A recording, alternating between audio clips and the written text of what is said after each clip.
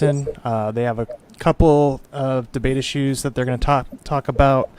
Both are on the line of race, so it might be a heavy topic tonight. Just letting everybody know head to hand. So if you haven't had the chance yet, make sure you like and subscribe on YouTube. And hold on, I'm losing my train of thought. Sorry. And I'm sorry for being late tonight. It was all on me. I had some technical difficulties. So yeah, let's get this started. Brittany, how are you doing tonight? I'm good. How are you guys? How's it? I'm doing good. How are you, Todd? Living the dream as usual. Good. How are you, Johnathan? I'm doing good. Like I say, another day above ground is a blessing. So yes, sir. Always. And how are you, Andrew? Just living the dream, man. Living the dream. All right. Sorry about in the beginning. I could hear myself. It was throwing my thought off a little bit. But so let's just get into it. So for our first topic, we're going to discuss systemic racism, and that was Jonathan's topic. So I don't know if you have an intro prepared, Jonathan, and kind of why you picked that topic. Oh, well, not necessarily with the intro per se, but it's like I said earlier, the topic really on systemic racism isn't the question of whether or not it exists or not, because we can still see remnants of different things going on today. But the main point of me bringing up this topic is getting an understanding out there of the residual effects that it still has, and the fact that it dates back to something that is, if we really truly be honest, is ingrained in the foundation of this country. It's something that obviously, triggers a lot of different things when people bring it up or talk about it, whether they believe in it or not, and on all sides of the spectrum. But for me, it's about, we have to get an understanding about it. We have to embrace it in order for us to truly progress and move forward with it, or move forward from it. Because more than anything, it's a mindset. It's something that, just like anything else, when it comes to hate or discrimination on any level, in any demographic, that's something that is taught and that's learned. You know what I'm saying? That's a mindset that's pushed, and that's pushed forward. And with this, it's no different. If we go back to the roots and ingrained in, like I said, the foundation of this country, that's unfortunately something that was prevalent in everyday life. And just now it has evolved to something, even though with the name systemic racism, excuse me, it's something that has evolved to something much bigger. It's like I've said, now it's no longer just on the premise of race alone. It's religious, it's political, it's, sexual preference, demographic, just where you're from. All of these different chips are in play now. But to understand that full aspect of it, and to truly understand what it has evolved into, we need to know what it came from. And a lot of people don't want to embrace that and understand all the different layers with it. And I think that's just something that people really need to, all sides of the table, because it affects all of us at the end of the day. And all of us need to be accountable for the parts that we play in it now. So, nobody is absolved from that. Let's make that clear. So I just think that that's something that needs to be addressed in the sense of not playing the race card for everything, because not every situation, needs to have the race card played. Not every situation is cut and dry like that. But unless we start having those conversations to get that understanding and perspective of truly, brutally, openly, honestly, of where this country has come from, then we can understand of what we need to embrace to truly move forward. And like I said, get rid of that toxic mindset, more importantly than anything. So before we dive in and we hear Andrew's perspective, Andrew, do you believe that systemic racism exists? Well, let me start with my opening. Okay. So, on this particular topic of systemic racism, that would be my exact question. What is it? What is systemic racism? I've heard a lot of this talk thrown around, but I've never heard it actually explain what is systematically racist in this nation. And more importantly, I would like to know who it applies to. Does systemic racism only apply to blacks? Does systemic racism apply to other races as well? Who does it apply to? And I'd like my opponent to clarify and flesh that position out, because I don't necessarily agree with his premise first, that his premise was, I'm not here to debate whether or not it exists because it exists. Well, I reject that premise as my opponent has not shown evidence for it yet. So I'm willing to yield my time back in order to allow him to flesh out what that is. Okay, right on. All right, right on. Okay, I can understand that. And you're correct. Obviously, that term, has a lot of generalization to it. With a lot of other terms and flashpoints that are thrown out there, racial, political, or otherwise. I would say the systemic racism is when you break it down, okay, we're saying something systemic. Okay, so you're talking about a system that was put in place. And like I said, when you look at the foundation of this country, something I always tell people is that when the most heralded words were wrote for this country, that all men were created equal. That was not the case. There was a system in place in this country from the grassroots of when it was started up, of a culture and of a mindset that black people in particular were inferior.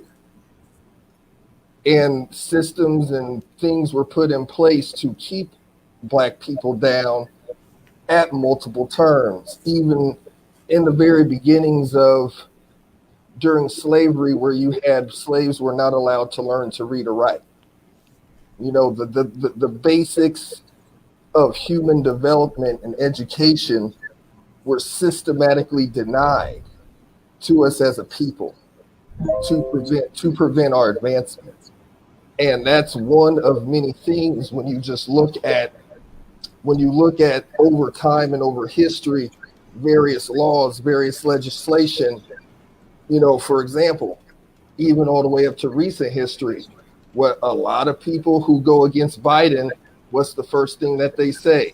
The 94 crime bill, something that they believe and make the argument that was specifically designed as a system to target minorities in poor communities in order to, influx the justice system.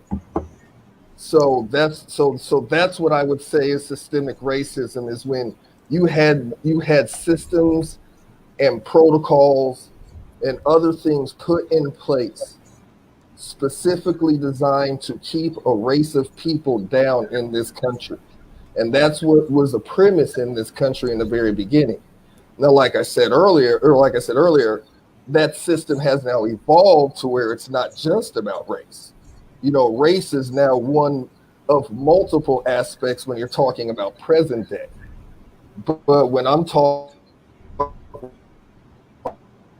talking about is, like I said, the foundation, the starting point of this system of discrimination that now is economic, social, not, like I said, not just racial, it's political, it's all of these things now in the pot.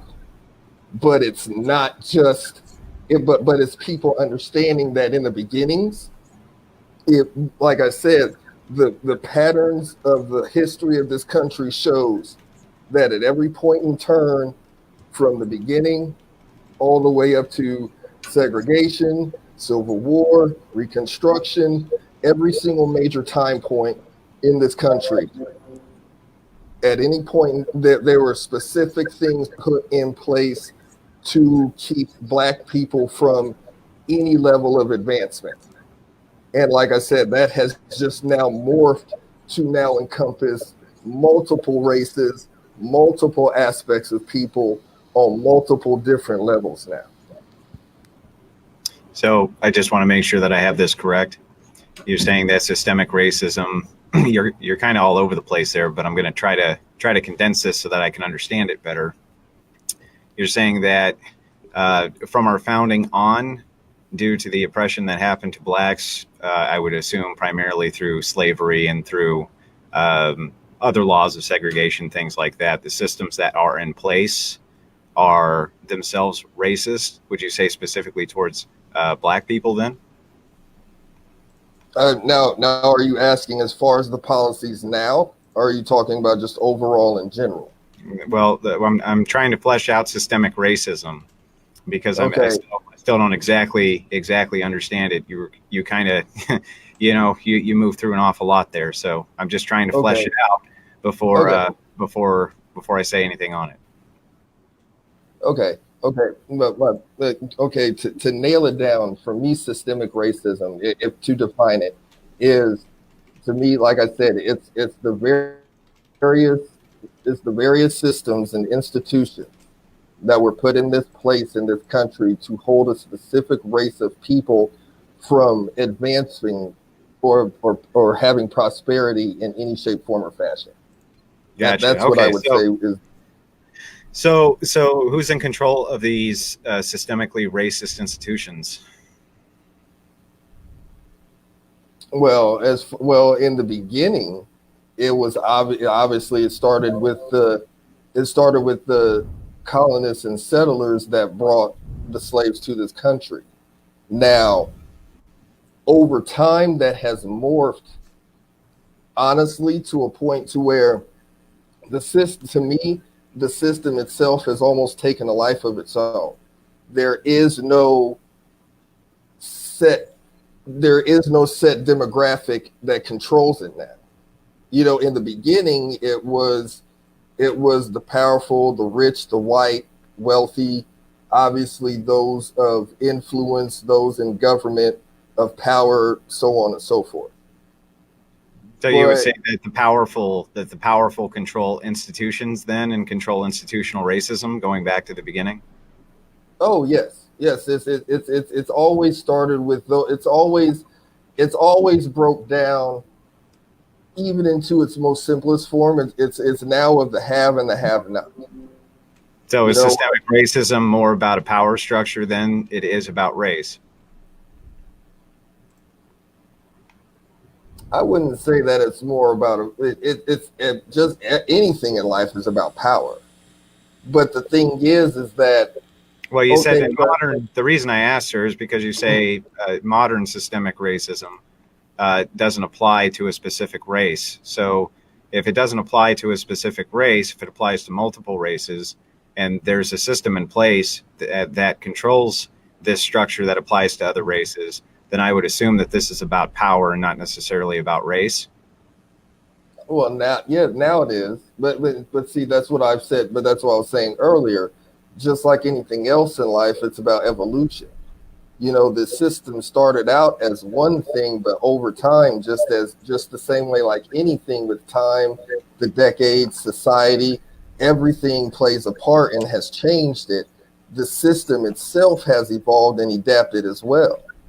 That's what I'm saying. In the very beginning, when this country was founded, that's what 99.9% of it was based on race. Because you're right, I got it. But because and that's what I'm trying to explain. So that's the thing. That's what it started out as. Yeah, I got it. But yeah. I'm trying to focus on the here and now, as you brought it full forward. So systemic racism then, like you just admitted, is not necessarily about race because it applies to so many races. It's about the powers of the institution. Okay, so how do white people fit in to systemic racism? Is there systemic racism against white people? Based on going off of the description like what you were like what you just said, how it's no longer about race, it's more about power. White people are targeted in the sense of, like I said, for them it's on the levels of the have and the have-nots. For white people, even though it doesn't break down to race specifically the way it is for us, and actually, let me backtrack. In a sense, it does, because I have a lot of friends. Like, just I don't know if anybody knows, I live in Anderson, Indiana, and I have a lot of friends of mine that are, not nothing bad, but they're about as country as you can get. Good friends, Now, probably. Oh, absolutely. I have lifelong friends, without question, without question. Some of them have known my kids since the minute that they were born.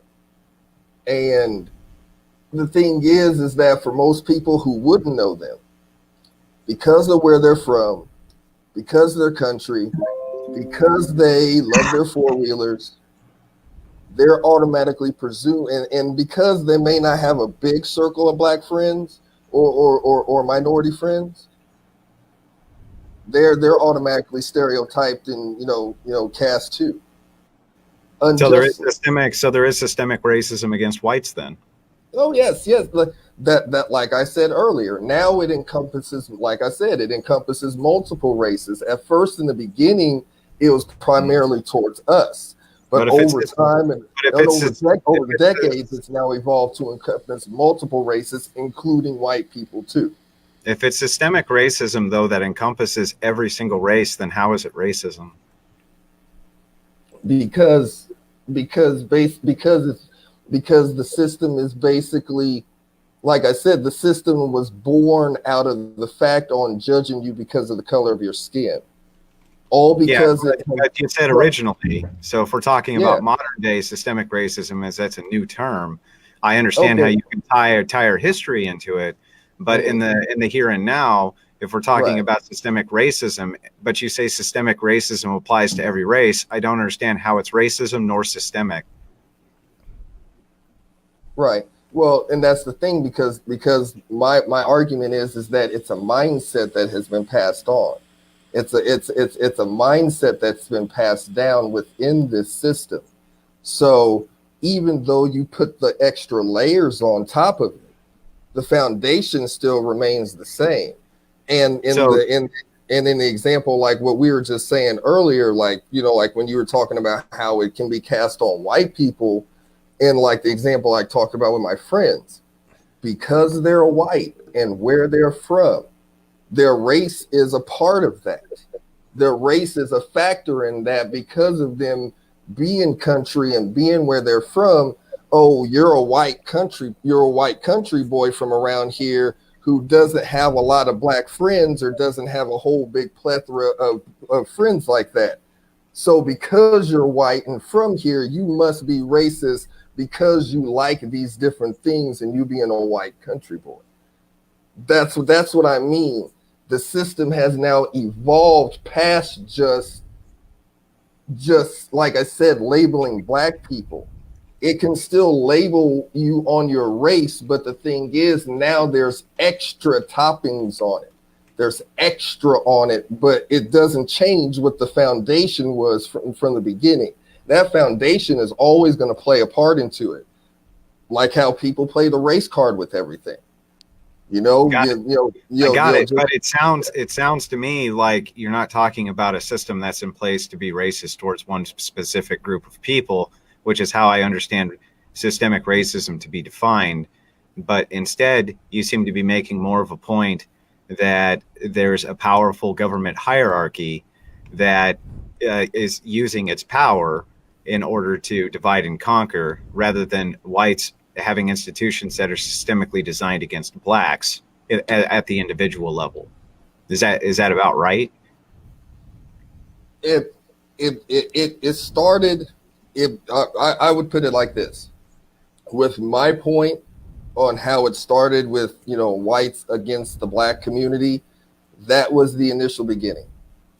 Through the evolution of this system, it has turned into exactly what you said, to where now it's not based on just race. I would concur with you on that. It is not based specifically on race as the name systemic racism would imply. So it's systemic. It's more systemic corruption and systemic power. And if you're wanting to change the terminology, I can understand that. I can understand that. Just my problem is that people will be dismissive of the racial aspect as far as because honestly, like what you were saying, you could honestly make a case and make an argument for in the beginning of it being more of a power-based issue. And honestly, some things that what you're saying, it actually ties into our second topic that we'll talk about later on tonight too. Right. But you could make that argument of it being more of a power hierarchy type of deal. Why are we so divided then with the linguistics of wanting to call something systemically racist, knowing that the overtone is completely charged and designed to be divisive? Why don't we call it systemic corruption or systemic power or what have you? Why do you want to call these institutions that you're talking about that you agree seem to be racist across the board systemic racism? Because that seems to imply that there's a specific group of people who are systemically racist against another. Well, I would say on a smaller level, you still may have it, say in smaller towns and smaller demographics, you may still have that more centralized mindset of it being primarily against race. Now that obviously would not be the status quo, say for the temperature of the whole entire country. But even with that being said, the thing is that so many of the systems that are corrupt now, only in recent memory have they started to encompass all of the other aspects that I'm talking about. For so long, it was based on just race primarily alone, up to maybe we'll say after the civil rights era, once you started getting into the 80s, because then it wasn't so in your face. But I think it took an evolutionary turn at that point to where once you started getting into the 70s, late 70s, into the 80s, into the 90s, I think you start taking that turn of where it went from primarily about race to now you start putting in all these extra other layers on top of it that really start coming out more prevalent as compared to it just being about race alone. So you don't think that if it's about power, institutional power and corruption now, that it may not have been about institutional power then? No. But the thing is like I'm saying, that's what I'm saying is that the undertone was power and whatnot, but the main catalyst in your face was race. Now race has now taken a back seat to sit with all of these other things that we can throw in there. And the power and the corruption has now taken the forefront because of what you said. The fact that it encompasses everything. Now it isn't just going to put race as the forefront. No, you aren't on the spotlight now. Now there's multiple pieces that could be in the spotlight if we put them all up there. So what's the common denominator? What you said, the power and the corruption. But the thing is, I think why would corruption. So then why would Black Lives Matter? Why would Black Lives Matter, an advocacy group for equality, is my understanding, advocate so handily with such divisive language as systemic racism, using the overall implication that it's not the power structure that's bad, it's a whole group of privileged people instead who are being oppressive towards us. That seems to me to be extremely divisive. Yeah, and it can be as far as Black Lives Matter goes. My stance on that is just like with any movement, you have multiple elements within that movement. You have the element of people who are truly peacefully protesting, like honestly, truly doing it the right way. Then you have the element of people who are just so angry, so fed up, so enraged, whatever the case is, not justifying their actions, not justifying their violence, but understanding why it's there. Do you believe Then that you there's have, white privilege? yes and no. And how I define white privilege is this. We both go for and apply for a job. Okay. Both of us have little nuance differences in our resumes, but overall, both of us beyond qualified for the job. Okay. Now, the white privilege isn't on you, as in you are trying to use your privilege to get ahead. Now, some people may have that mindset, but assuming somebody's intent is just ridiculous anyway. So we're not going to even go down that road.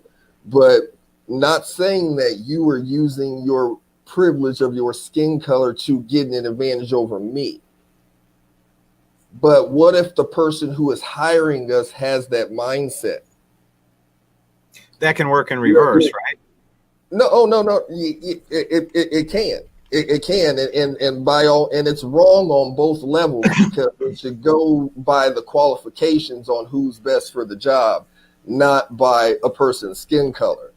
So that's what I explained as white privilege to people. If that employer already has a biased mindset and already looks at you in higher favor because of your skin, that is the white privilege that you have. It's not by any action of your own, and it's no fault of your own at all. You know, you were just doing what you can to show that you were the best person qualified for the job and showing your qualifications. So that's what I would say is where white privilege comes in. And that white privilege, and once again, it's about a mindset. And you have a mindset in a lot of these major corporations and companies. Once again, look at where the roots of these companies come from. Look at the foundation and the mindset of these companies from the very beginning. Which companies? Just take any major ones to me that are in the top 1% that control the money in this world. Like Microsoft? Is Microsoft systemically racist? It's not saying that any company specifically is racist. I was using the us getting a job comparison. I was just using that as an example. We can't specifically pick out any specific companies that do it or anything else. But then it's impossible for us to determine if it's systemic, sir. But okay, but we would be naive to think that it does not exist. If you have decades and decades of this practice, even from the beginning happening, what would make you think that all of a sudden these practices would just reverse within even a 20, 30 year period? I can easily concede that at the individual level, that biases can play a role in job recruiting, and biases can play a role in all kinds of things, but that doesn't make it systemic. So the thing is that if you say it's systemic and you say, look at these companies at their root, and I say, well, which companies? But you can't name any. You're not making a great case for how they're systemically racist or systemically their power structure is being used to oppress a multitude of people. Okay, but even if you're looking at it, like I said, I'm not calling out any specific companies in particular. But what I'm saying is that if you have a foundation that has been built on what we both can agree is that level of racism in this country from the very beginning. Like I said, if you fast forward how many hundreds of years of this practice going on, that's what I'm saying is that it's not about pointing out any specific company or job, or job demographic or anything like that. The fact is that if you look at it, even just in an overall, just step back and look at it context. If you see the hundreds of years of what this country has been doing, just from, like you said, just from a corruption standpoint that had race at the forefront, even though it's taken race off the forefront now. And race is not at the forefront of a lot of this shit that's going on present day. Like you said, it's more about power. It's more about the have and the have not. Even with that being said, what is to make us think that the decades and decades and decades of race being on the forefront, that those residual effects still aren't, that still don't permeate through a lot of the practices today? Well, there's a lot that can point as evidence that that's not the case, including including a ton of government laws, including practices that are required by employers. There's a lot of indicators that we don't live in anything that's systemic. That's why I'm trying to get an example, a specific example, rather than a generalization. If you step back and just look at the whole from the beginning, what makes you think it's not the case? Well, I can't prove a negative. So the proof for systemic racism, if that's your claim, would be on you. I'm questioning whether or not this is a systemically racist nation and whether or not there's any type of systemic institutional racism going on right now in this country. And so if you can't provide specific examples other than agreement with me that the power structures themselves seem to be dividing us, because you have agreed that whites are also discriminated against and there's also racism towards them, then I don't really see where you can come up with your hypothesis of systemic racism at all. Don't interject, Justin.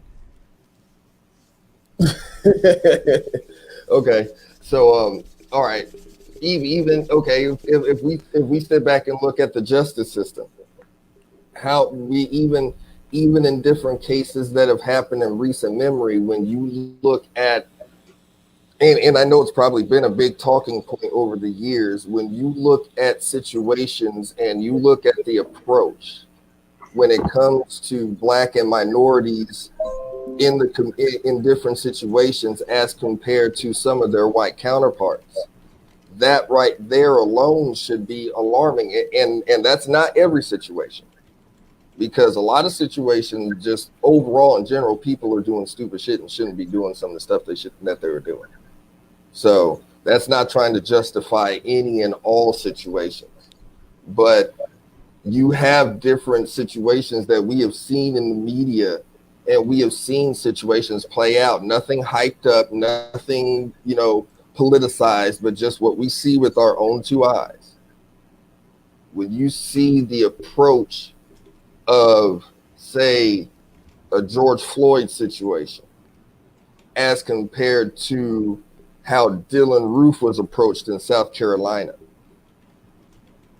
having a situation of the gentleman who just got shot in his garage when he had a cell phone, as compared to other different times where we've seen white counterparts be just as aggressive and not have nowhere near the same level of aggression or energy brought to them. Now, brutality is brutality, and it's egregious to anybody. But when you see that double standard, there's too many situations alone that we've seen, let alone the stuff we haven't seen. And unfortunately, a majority of those situations happen against people of color. And so you ask, where does that come from? Well, that comes from something that has once again been ingrained since the beginning of this country. Now, all because it encompasses other races and other demographics and other levels of social people, doesn't mean that it still isn't primarily geared towards one set of people, all because it encompasses others. And you have more situations than not where you have a person of color in situations where they're not doing anything criminal. We're not talking about those who are being stupid. We're not talking about those who are acting ignorant and doing dumb shit to put themselves in a bad position. We're talking about. So how do you distinguish between the two? What would be your metric? Oh, well, between people being, well, number one, every person has the same, obviously goes without saying, every person has the same rights and measure under the law. Okay. Even the worst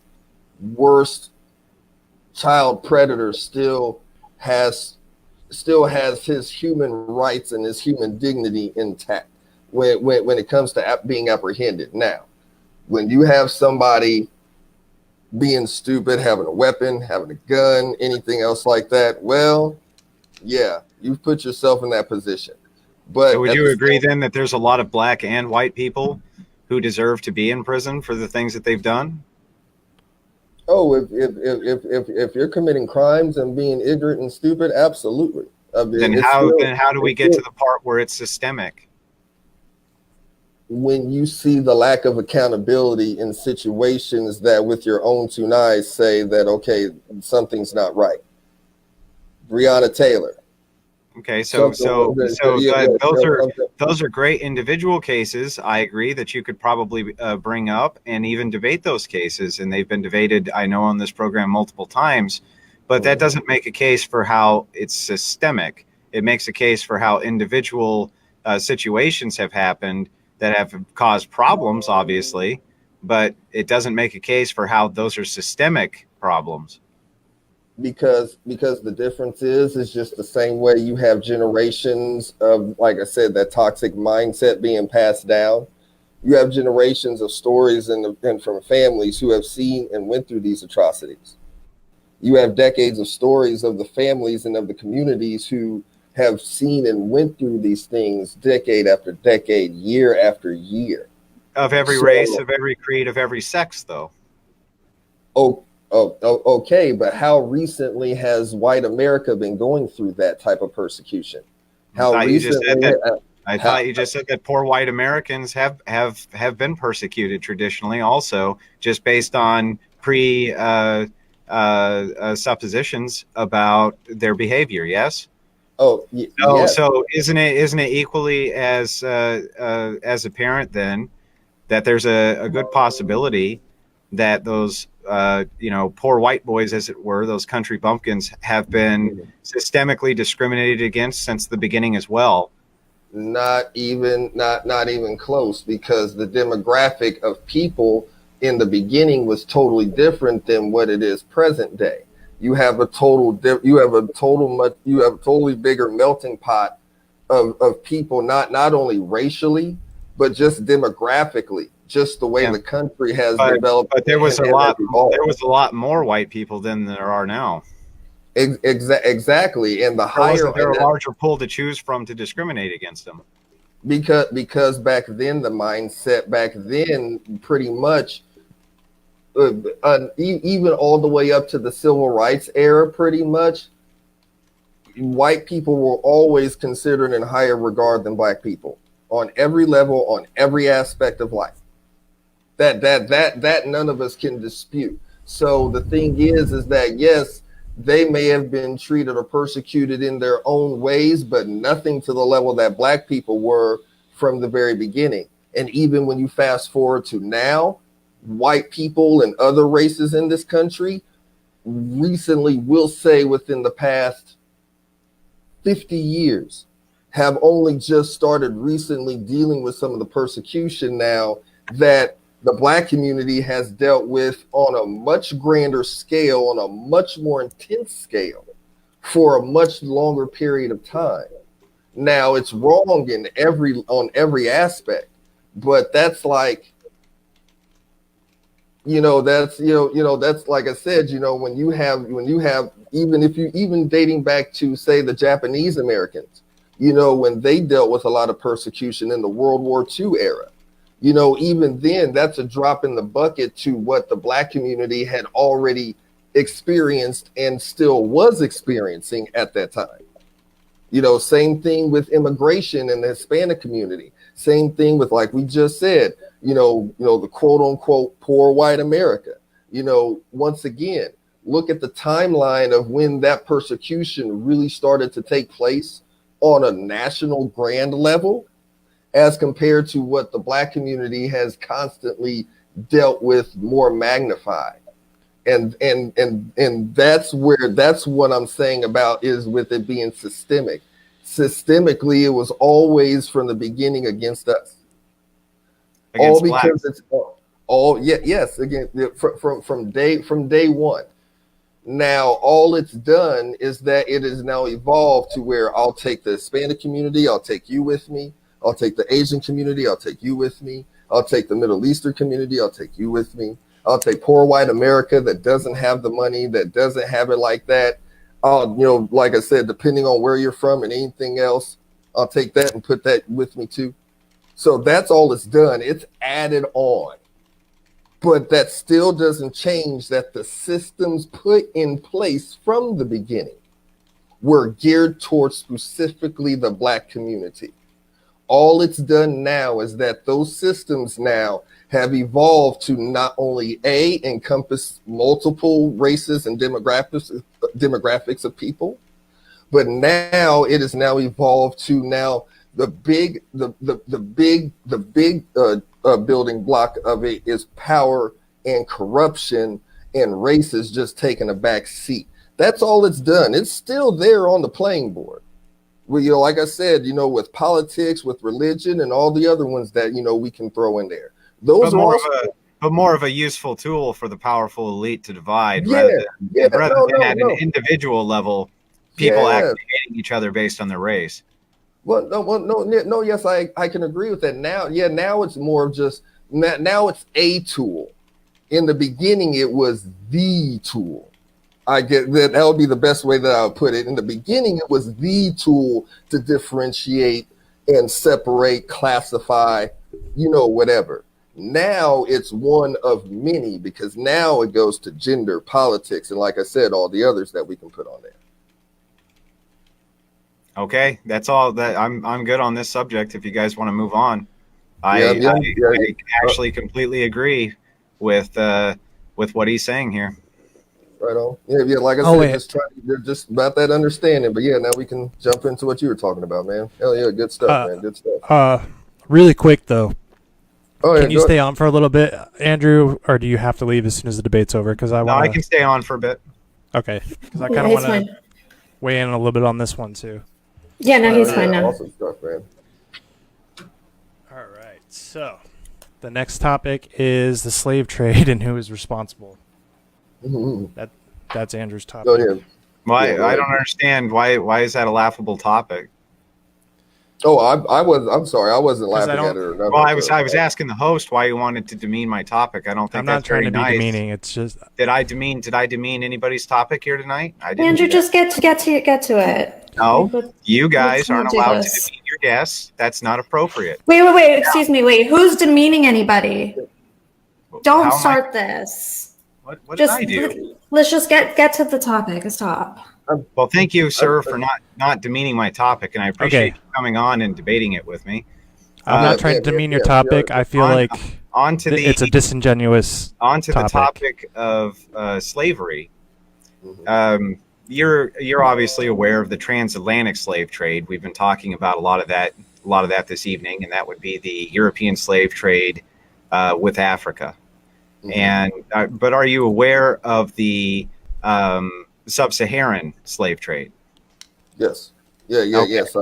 I've heard. So that's the Muslim slave trade that went on for 1,400 years. Oh yeah. And the European slave trade went on for about 300 years. My overarching question, since you obviously have a fairly good grasp of that, is why exactly it is that the European slave trade is so widely condemned when Europeans fought so desperately to end it nearly as soon as it began from a historic context. So and I don't understand why Europeans are continuously brutalized for that, because they were the first to see a problem. Now, granted, they caused a lot of that problem with the transatlantic, but millions of Europeans were also enslaved, and Irish were also enslaved in the sub-Saharan slave trade. And it was a huge, massive problem. The difference is that in this particular case, if you were going to shut down drugs, for instance, you shut down the dealers. If you were going to shut down prostitution, you shut down the prostitutes, not the Johns. This is the typified way that it's done. Right. In the case of the transatlantic and in many cases the sub-Saharan slave trade, blacks themselves were the ones who sold the slaves. They were already slaves before they were ever sold to Europeans. And that's why my overarching thesis is that slavery is a power structure. It's not about race. It can't be, because everybody was literally a slave or was enslaved in the same period of time that blacks were enslaved by Europeans. So I'm wondering why it is that the responsibility for slavery is never held at the seller standard, but only at the buyer standard. Right. And then, okay, that's a good point. Those are very good points. I actually, once I heard your topic, I wanted to do some research myself so that way I could be, a little more educated about this as well. Sure. And in response to that, I would say a couple of things. One, in agreement, I concur with you. Obviously, there was slave trading that was going on well before the Europeans settled into Africa. The Portuguese were involved. Obviously, like you said, Middle Eastern countries obviously were involved in it. For obviously years, African tribes had dealt with slave trading as well.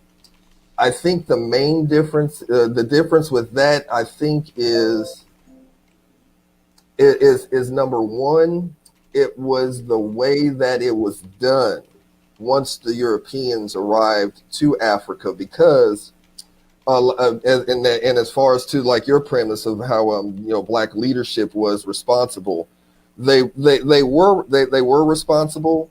And honestly, I actually looked up, they've been doing some studies, even a couple as recent as 2018, 2019. One was done actually by the University of Ghana. And it's where a lot of people in Africa are having a confliction of sorts, in a sense. Because when they go and do the research of their history, they see that a lot of some of their ancestors were responsible for the purchase and moving of slaves during that time. Now, like I said, there's a lot to unpack because it's a little complex. Parts of that were during the times when the Europeans first settled, you had a lot of warring tribes going on, a lot of warring states in Africa. So, but they were buying African slaves long before they colonized Africa. Okay, but the thing is that the way that their slave trade, and this isn't justifying it before I explain or say it, but the way that they did their slavery was different, in the sense of when slaves were moved to different families would take them in. They could become a part of the lineage of that family that they were working for. They would have rights and protections under the people that they were enslaved to. Then why were they getting sold? Because a majority of those people that were being sold were, say, prisoners or being captured during a lot of the conflicts that were going on. That was a big part of it. So you had people prisoners of war because there was continuous war on the African continent. Long before Europeans ever got there, and there was still slavery widespread in the African continent. So it was nothing. It was nothing for the existing indigenous people to sell already existing slaves in exchange for things like muskets. That would have been probably from their perspective a great purchase, right? They didn't care that much. That's actually a big part of it. Obviously them wanting to get a leg up on other states. So obviously wanting to trade in the various goods that the Europeans had, the liquor, like you said, the guns and other things, to obviously increase their wealth. The Europeans, and that's the thing, I concur with everything that you're saying. The Europeans actually worked in concert with a lot of the wealthy kings and a lot of the wealthy monarchs of these tribes, to push, to move these slaves. So, and like I said, and then when they brought those slaves to the New World, they were also given to very wealthy, powerful men. Those were the people who could afford them. 50 pounds sterling in those days was an awful lot of money. So again, it seems to me that slavery is more an institution of power than it is about race. It doesn't seem that the Muslims really cared if they were white slaves or black slaves. The Europeans seem to have traded specifically with the Africans because it was convenient. They had a ready stock to go. And okay, and that's the thing. Up to the point of how they were transported to the United States and how we were treated once we got here. Yeah, but that's what changed. Fair enough. That's a fair point. No, but that's what I'm saying. To your point, that's what really changed everything. Because like okay, you just but said, if they went east on the Muslim slave ships, and the Muslims had far more slaves, I mean, by many times, African slaves than Europeans did. The Muslims castrated them. Did you ever wonder why the Muslim nations don't have a large black population, but the United States does and South America does?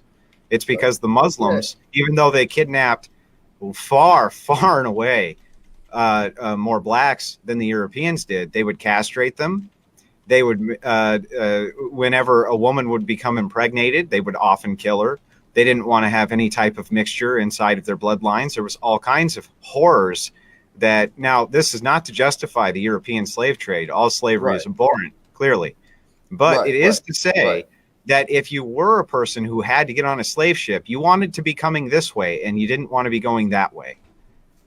But that was the thing. That was, nobody knew coming this way what to expect. That was the thing, obviously, which is why that point in history was dubbed the New World. You know, at that point in time, everything was brand new, you know, coming over here. And like I said, just the fact of how they packed these slaves in on that middle passage. And like what you said, obviously going and because the thing I would say is this: when you're talking about the Muslim aspect in that part of the country, now you're adding in so many layers. You're adding cultural layers, you're adding religious layers, you're adding a lot of other stuff that factor into that. And the main thing is that even with all of that being said, what they were doing, you know, in that part of the world, and even with how we were brought over here, and once we were brought over here, it's like I said, the level of hypocrisy that stayed is the problem. But if the traders, the slave traders, clearly must have known that the egregious conditions of slave ships, and yet they still sold their own kinfolk into slavery. Oh yeah, and it's once again, it's not absolving them at all by any means. Don't take what I'm saying as trying to absolve them from that.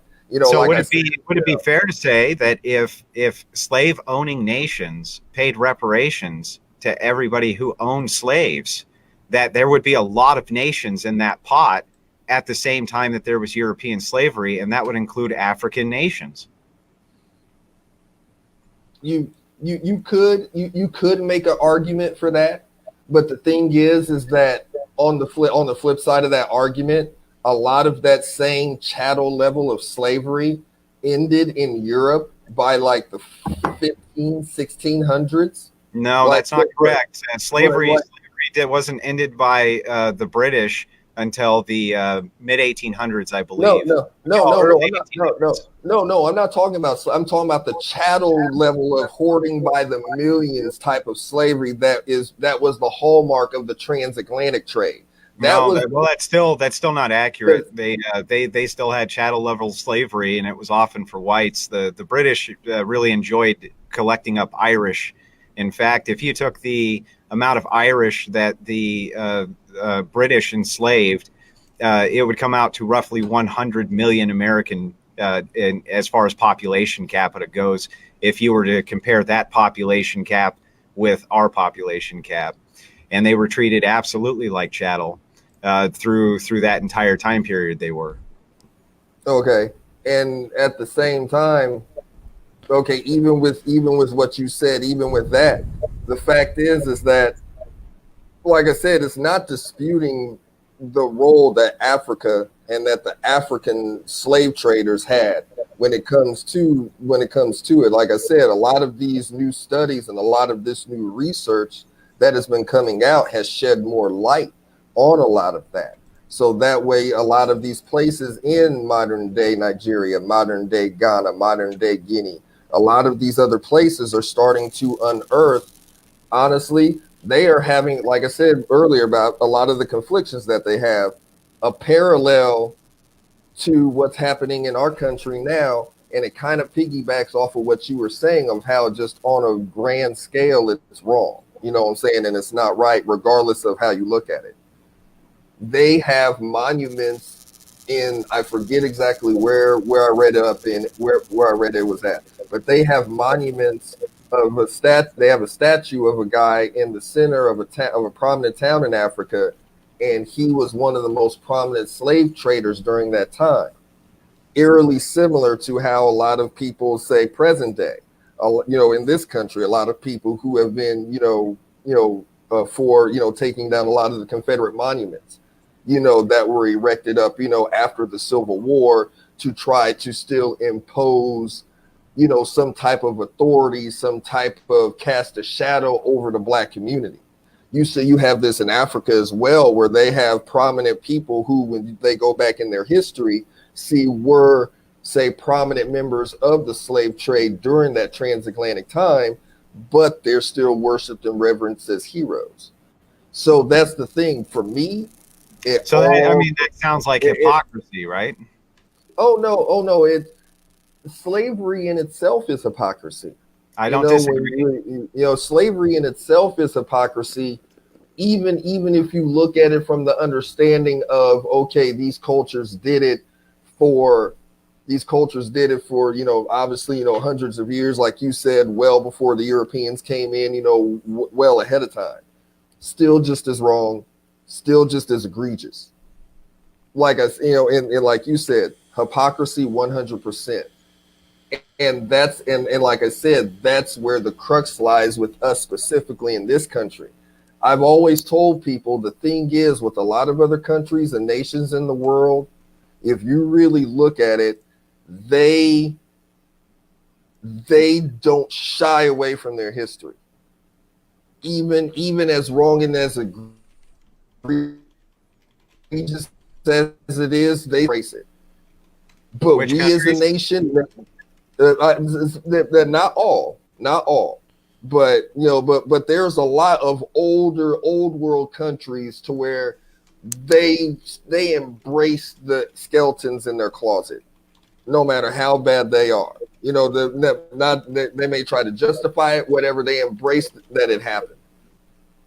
To me, in this country, it seems like we don't do that because we don't embrace the fact that we are built on paper with the perfect set of ideals that you could ask for in this country.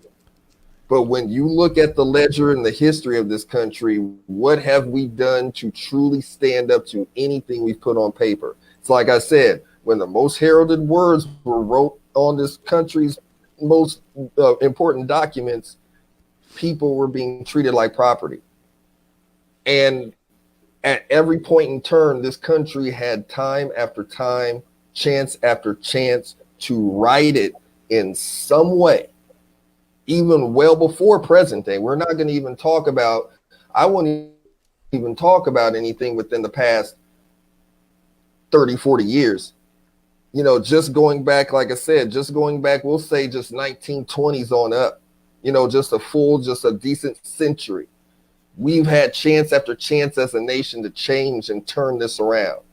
And that toxic mindset that has come over here from the beginning, that has been passed down decade after decade after decade after decade, that toxic mindset, not anybody specific individually, but that mindset overall has never went away. And because of that, that's where the hypocrisy lies the biggest. I tell people all the time, people wonder why the world hate us so much. To me, the answer is simple. We, as far as a nation, compared to other civilizations, are babies on the block.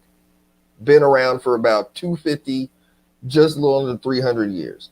compared to My some other. understanding is we're one of the oldest, if not the oldest nation on the planet that has its original constitution intact. If you're talking about government and politics, yes, I'm talking about cultures. As a culture, as a nation, as a culture, as a nation, technically, we're babies on the block as compared to other cultures and demographics in Europe and in Asia. That's what I'm meaning. Yes, they may not have the structured government that we have had, but if you're talking as a culture, demographically, these other nations have been doing different shit for hundreds of years, if not thousands.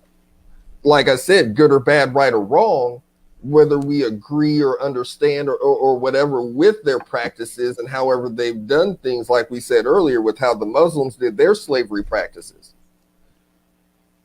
Here we come along as babies on the block saying, okay, this is the way things should be. Democracy this, democracy that. On paper, like I said, everything you want to see. Then when you look at our history, doesn't add up. And I think that the historical debate should happen, and it should happen absolutely right here on the show. But if we can, I would like to try to veer back to the debate topic, which is slavery itself. I do understand that all of these things are intertwined, and that it's hard not to intertwine them into the topic. But Right. I would like to go back to the theme of reparations, if we could. Okay. I don't. Now that was your time. I didn't mean to interrupt you, sir. Do you No, mind? I'm sorry. And that's my fault for being long-winded. By all means, go ahead. All right, no problem. Thank you. So what I was going to ask is back to reparations. It seems to me that if people want a pound of flesh for reparations, that it should be a shared pound of flesh, because it seems that, as you found in your learning on this subject, as you've gone through the history, almost every major nation, including the African nations, seem to be 100% responsible for the transatlantic and the sub-Saharan slave trade. And the people who are the most victimized by it, don't they deserve compensation from all parties instead of just one party? That's fair. And that's a fair assessment that I would say. And the thing is that with those reparations, it comes that accountability. That's the thing. It comes with not only this country, but with, like I said, speaking specifically with us and with Africa. Like I said, it's a totally different can of worms. Like I said, when we start talking about, the Middle East and a totally Certainly. different set of cultures and everything But else. they both need to be held accountable. No, absolutely. And that's what I was saying. Like I said, when I was doing my research, it was seeing some of these even more recent studies. Like I said, 2018, 2019. Hell, I think there was one I saw was as far back as may have been 1998. It's pretty incredible, isn't it? Oh It's no, pretty yeah. incredible. Yeah. And for me, it's always come full circle to accountability. It's about having that level of accountability. And like I said at the beginning, it's about embracing, these things in order to truly move forward, as ugly as they are. But like you said, that is on all sides. That's being able to get all perspectives and understand, the part that, Africans played in the slave trade, in reference to, the influence that they had, and everything else. And that's the thing. And one of the articles said it's not absolving the Europeans from blame, but trust me, there's enough blame to go around. Right. Everybody can get a pretty good serving and a helping of it. And I think our side, if we're talking strictly liberals versus conservatives, would be absolutely fine to pay those exact reparations to the ancestry of African slaves, as long as all parties were held culpable and paid their fair share for those reparations. And I feel like that's fair across the board, wouldn't you say? Yeah, I mean, it is, and that gets into such a slippery slope, though, because for me, it's more about, and instead of reparations, it's about acknowledgement, acceptance, and okay, what do we do to move the needle forward as far as recognizing some of these things or some of these institutions that are making it an unlevel playing field. Well, certainly, but as far as in respect to this country, because I really can't. It's not. I don't disagree with your premise, but at the same time, it's like people have always said, we have to focus on what's going on here at home too. okay. But that's not being dismissive of what you were saying in your point. Let's focus on what's going on here at home. You would say then that there is a large crowd of blacks in the United States. If you prefer the politically correct term of African American, I see it as a distinction with no merit. But there's a large sect of blacks in the United States that do want reparations for ancestral slavery. You would agree that that's true? I would say there's a lot. I would say there's a good fair amount of people that want that. And so from my perspective, it seems absolutely fair that that all culpable parties pay those same reparations, and we have the force of the United States government to make it so. We can do it through remittances. We can do it through all kinds of things. But there are a lot of countries besides just the United States that benefited from the institution of African slavery, wouldn't you say? And so they absolutely deserve to have to pay their fair share for any type of reparations that go to Africans. Or you're just singling one group out, and it's like everybody else can absolve themselves of any blame, isn't it? Once again, that's fair. And as far as other nations go, obviously their pushback is going to be, okay, what are you guys doing to make it right? So, hence why, it's because it's like I said, it's not disagreeing with your premise and whatnot, because you're right. Multiple countries benefited from the slave trade period as a whole. Obviously, the United States, was on such a grand scale, but like we said, it's been going on well before that. And obviously Europe and Portuguese nations and other countries, Central America, other countries, Brazil, other countries obviously were benefits of the slave trade as well, in addition to the United States.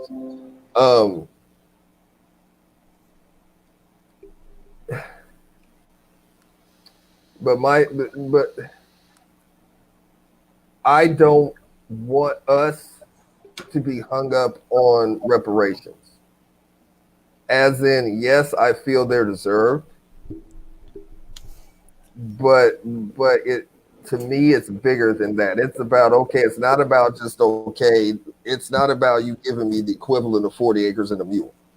It's more than just you do the math on what that equivalates to today, and that's what you give me. To me, it's more than that.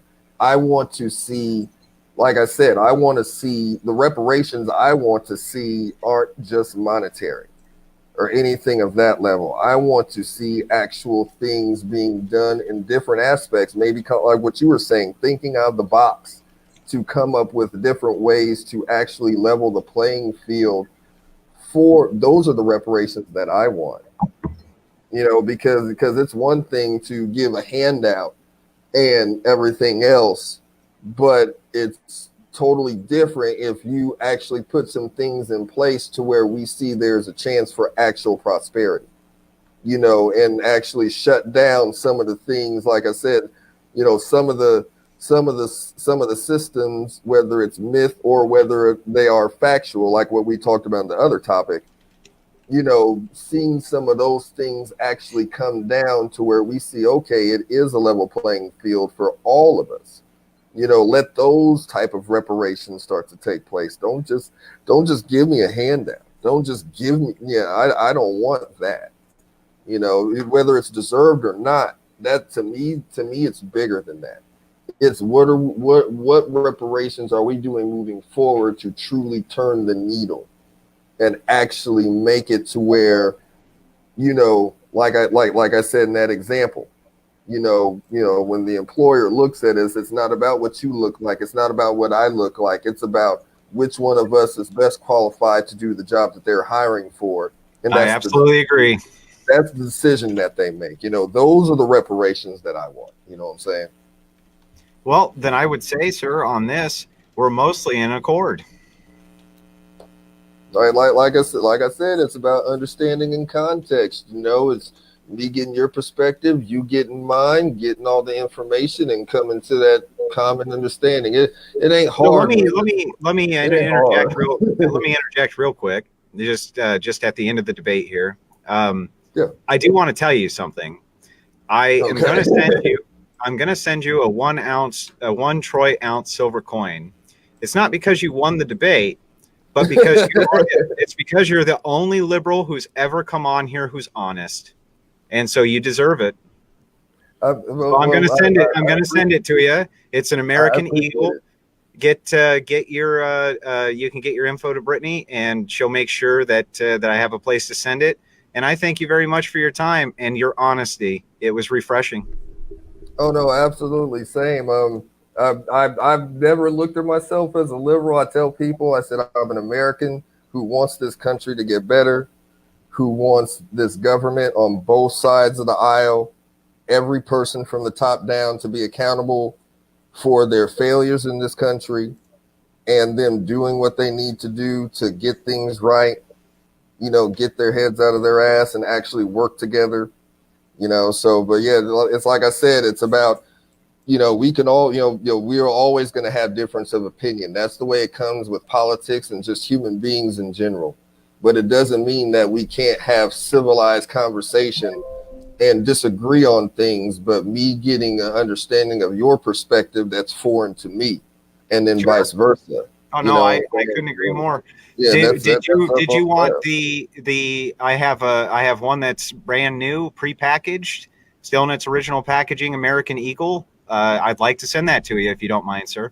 Oh no, absolutely. I would be humble. Thank you so much for your honesty. It's been incredibly refreshing. Hey, anytime, man. Anytime. Brittany knows I'm always down, man. It was definitely great, man. It was definitely great. I loved it. It was. Well, so now I guess the debate portion's done, so we can step into the panel portion. Yeah, that was great, man. Johnathan, there you go, man. I told you, bro.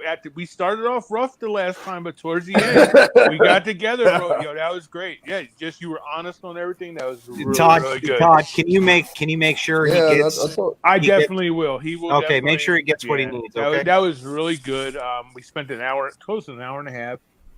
Good stuff, man. Good stuff. So now, go ahead, Justin. Want to interject? Brittany, I'm sure you want to interject. Yeah, I know that. You guys got any points, any thoughts? Absolutely.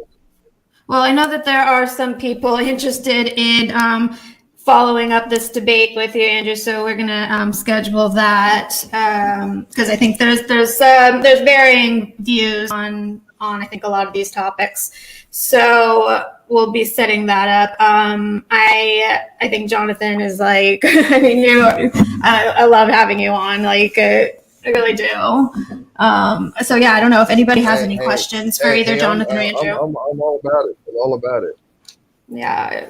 Are you a little bit more conservative?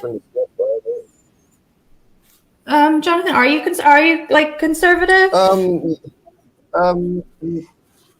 Not really. I mean, I initially coming up, I leaned more towards Democrat, and then just the older that I got, it was almost like with religion and spirituality, I started to look at the big picture and see just the different nuances and sides of everything. It was the same thing with politics, and I just came to the realization that number one, both sides have switched, policies. Like the Democrats now aren't what they were when they first came on. And same thing with Republicans. They've switched ideals and whatnot, over the decades. And just now, it's like I said earlier, now I'm just to the point where I really don't subscribe to really either side. I want the people who are going to be best for the job and actually sit and talk like what me and Justin just did, actually have differences of opinion, but be able to get understanding of, of the, yeah, or me and Andrew, yeah, get an understanding of everything, and just them being accountable for, the decades of atrocities that have not only, like we said, not only happened to the Black community, but now that just happens to everybody in this country on all kinds of levels. So yeah, I'm just, like I said, I'm not really liberal or conservative. I'm just an American who wants this government to get their head out of their ass. Me too. So, I just want to say one thing, and then I don't really want to wait too much in, but I just want to say one thing that I kind of disagree with Johnathan on when you guys were talking about systemic racism. Okay. It's just because that there's prejudices against people because of their intellectual abilities or their wealth or who they hang out with or where they live. Because all those things exist, it doesn't mean that systemic racism doesn't exist. I don't believe, as a white person, you're qualified to speak on Jonathan's experience, Justin. I can share what my thoughts are, and I read enough and I talk to enough people. Oh no, oh no, there's no problem. No, he's fine. And that honestly, it really, like I said, that just incorporates, like I said, the point of it. It's like I said, my feeling is that it's systemic racism. Being honest, is, when you put the racism on it, that's the flashpoint of that statement. Because that automatically, kind of like what Andrew was saying, it implies an automatic direct bias or shift to race. Sure does. And, and unfortunately, like what Andrew was saying, and even like what you just said, Justin, it's the fact of that now it encompasses so many things. It's still, I think at heart, it's still the same system. It's just, like I said, like any living organism, it's now evolved, it's changed, it's mutated. So now it's not the same, foundationary system that it was when this country first came on. Now, like what you just said, Justin, it encompasses so many different things now. So like that's why I said earlier, it's not even the premise of whether it does or doesn't exist to me. I think it does. I think that people just don't recognize the evolutionary change that it's made to now. It's now not technically, it's not systemic racism. It actually, to be honest, it's like what Andrew said. It has now evolved into systemic corruption. But right. And but how I could think Justin know that? But I think it was born out of systemic racism. That was the foundation in this country. So, like I said, I think that's what it's evolved into. What Andrew said. It's now systemic corruption. So, my whole thinking on everything is that the data would say otherwise. And I have data to support that. Wait a second. We're talking, sir, I don't mean to cut you, but we're talking about this man's experiences. And that's his personal experiences. I think we should give him the floor here. Oh it's fine. It's fine. And that's the thing. It's different perspectives. It's different. It's different viewpoints, because that's the thing. Like for example, I grew up with one of my older cousins had full-blown Asperger's syndrome. I had other friends in high school. What a real good friend of mine was, he was in the special education classes, but he was full, had a full Down syndrome. So, and kind of like what you were saying, Justin, the stereotypes of somebody who is intellectually or mentally handicapped like that, the disparaging treatment that they get. Is it on a racial level, or as intense as what racism is? So he's got it probably twofold. maybe not. Yeah, maybe not. But at the same time, like I said, it still falls under that umbrella of discrimination. Because if we really want to be honest, if we're being technical, when you're talking about racism, that implies one specific race over another. Right. Because when we look, and all I'm saying is that certain, unfortunately for a lot of people, when you say systemic racism, they don't have the wherewithal, say like all of us here, to actually be able to break down and understand that it's more than just that phrase. And automatically they will want to discredit it as in, no, it's not about race. It's not about, well, okay, it is. And it goes a lot deeper in different situations. Like I said, when you talk about multiple aspects of things. But what about the justice system? Me, race is still prevalent. As far as the justice system, it's still very, to me, in the justice system, is still very prevalent. It's not saying that white people aren't discriminated when it comes to the justice system as well. But I guess my big thing is just because there's these inequalities that exist in different pockets, it doesn't necessarily mean that systemic racism isn't a problem in our country. I think that the systems that are in place in our country, and there's evidence to support it, it disproportionately affects black communities more negatively than it does white communities, or I should say, communities of other. How would I know that? How would I know? Because there's data on it. You can go and you can look it up. I have data that supports it from Dr. Walt Williams. Okay, well, I'm actually looking at not somebody's opinion, and it's concrete data. Correct. Look at wealth. Look at the criminal justice system. Look at healthcare. Look at education. Just because I'm white doesn't mean I don't know how to read data. That's right. No, I thought, but how would you know the experience? I don't know the experience. I haven't experienced it. I am somebody that tries to use my white privilege to help people that don't have white privilege. Thank you. Thank you. Oh, great. It sure didn't seem like anybody tonight needed help from your white privilege. Sure did. Nope. You're right. Knocked it out of the park.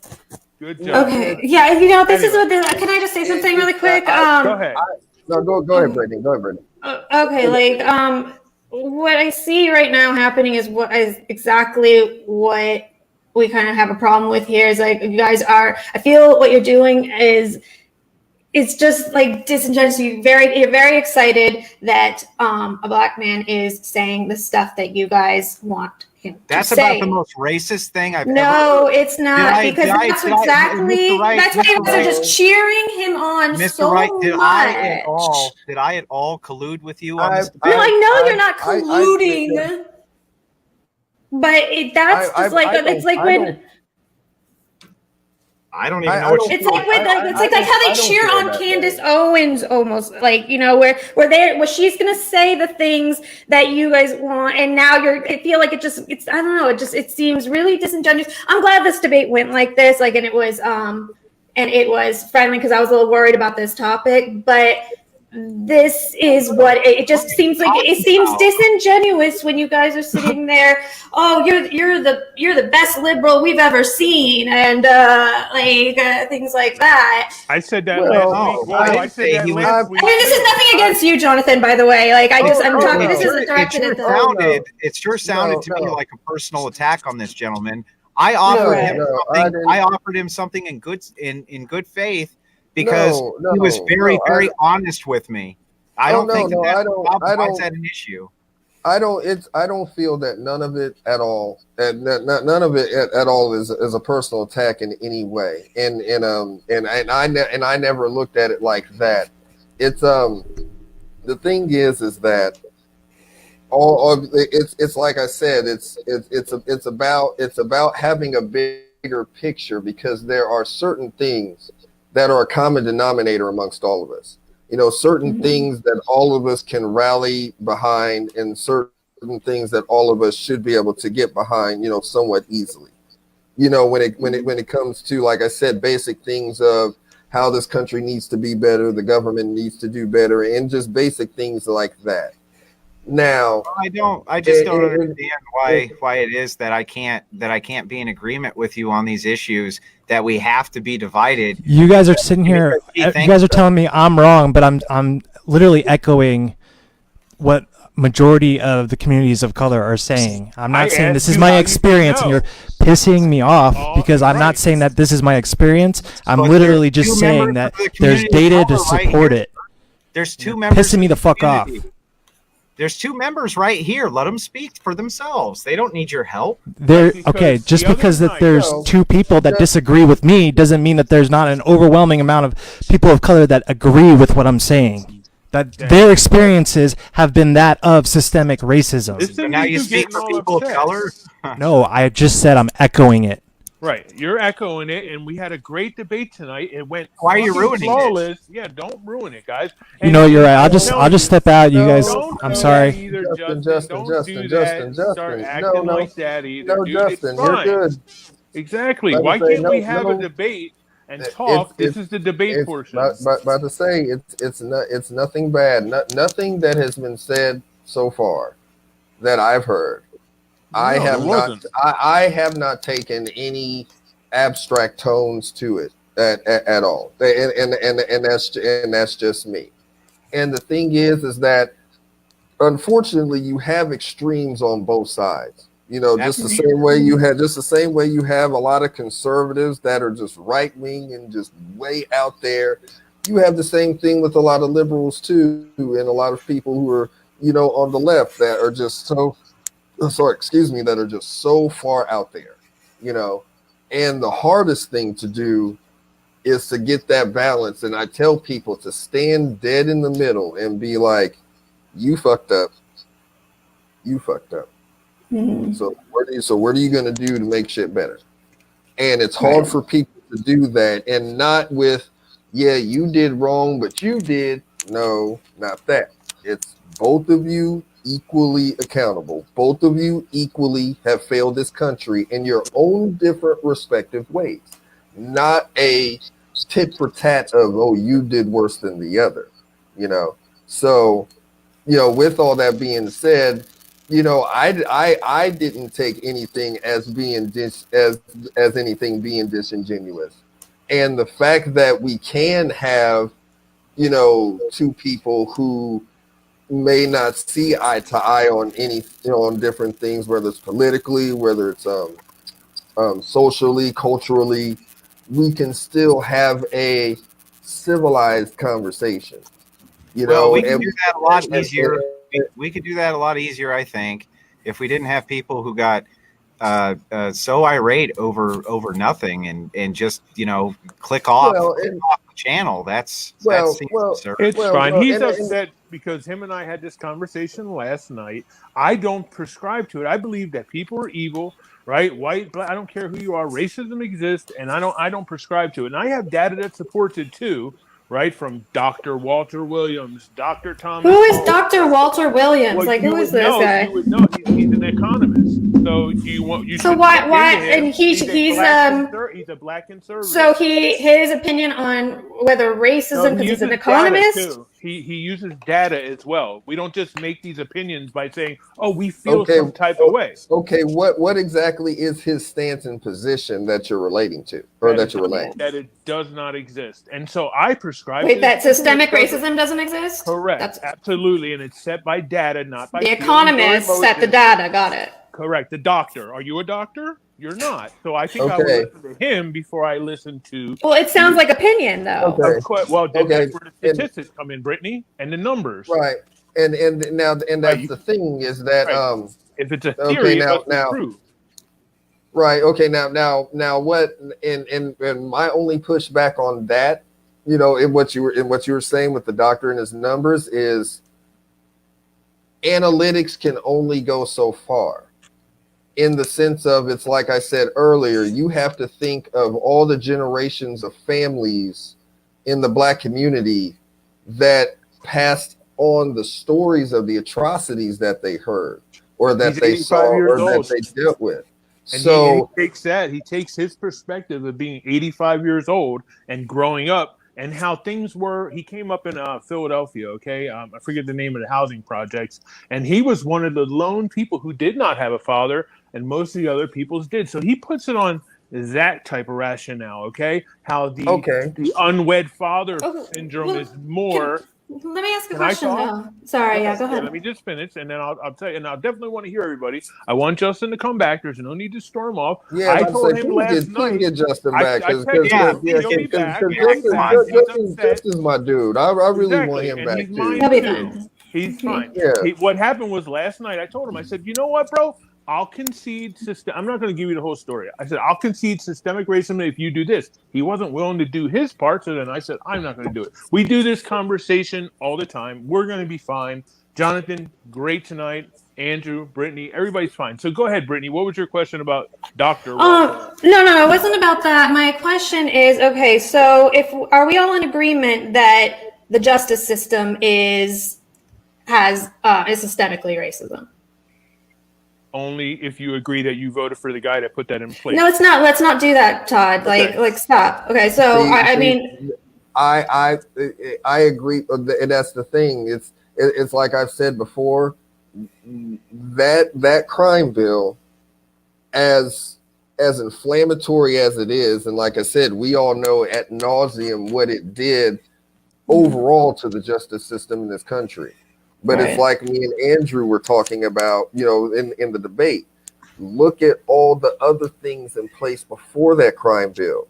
Yeah. There were things that were way in the 13th Amendment was the predecessor and the ancestor to the crime bill that you're talking about. So it's not discrediting the crime bill and its detrimental impact. But the thing is that you can't just. My point is don't just use that as, oh, this is the single thing that has that. No, there have been a long line of things implemented in this country when we're just talking about the justice system, obviously. Right. We're not Right. talking about I will concede that systemic racism exists. Good. Sorry. Yeah. That's all I'm saying that's all I'm saying. I'm not disagreeing with you. All I'm saying is kind of like what I was telling Andrew.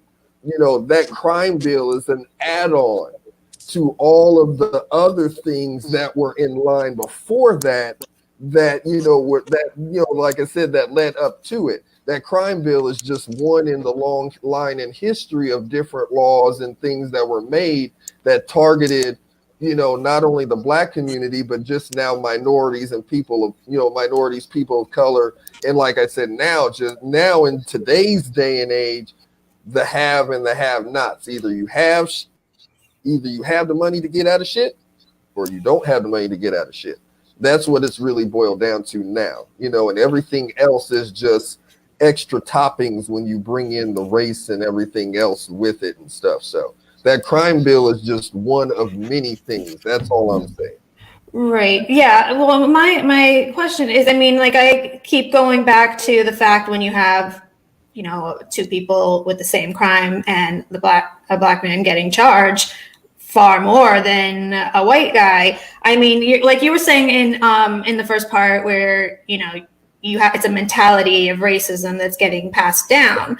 And when you have that just intertwined in pretty much every system we have in this country, our police, we have it even in a freaking, like, I think banks and like where people are getting hired. Even as a military veteran, I've seen it in the military.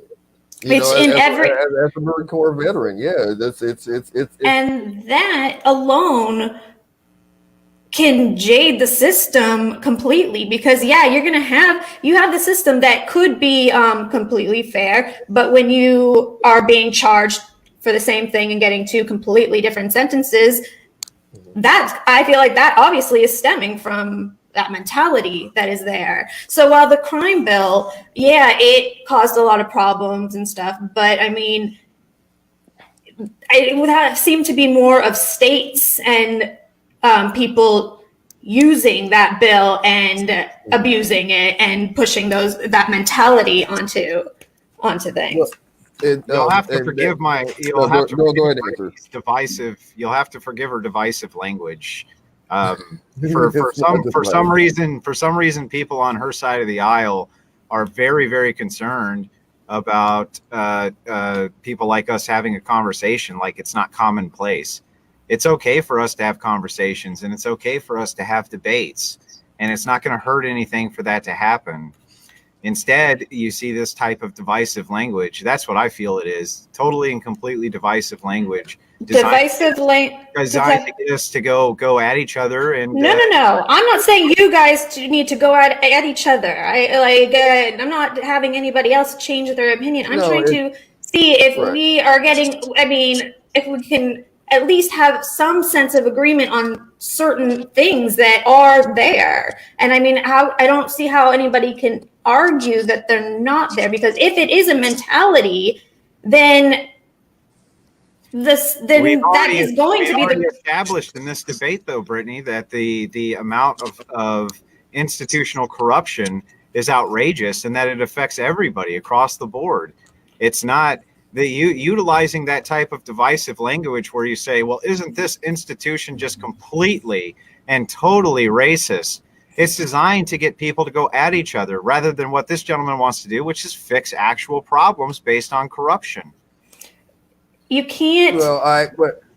Corruption and a mentality. Go ahead. All I was going to say was I think with both of what you both were saying, Brittany and Andrew, I think it's the saying of two things can be correct and wrong at the same time. As in I believe both of them are right. I think the system, in a sense, is racist because, like I said, of its beginnings. I think that it has now evolved to what Andrew is saying. It's now about corruption. It's about power. It's about money. But I don't think it's an either or. No. I'm not saying it in that sense. I'm saying it as in it's both. As in, like, kind of like what I said earlier. It's about evolution. It started out as one thing, but it has evolved and magnified into something much bigger and much greater.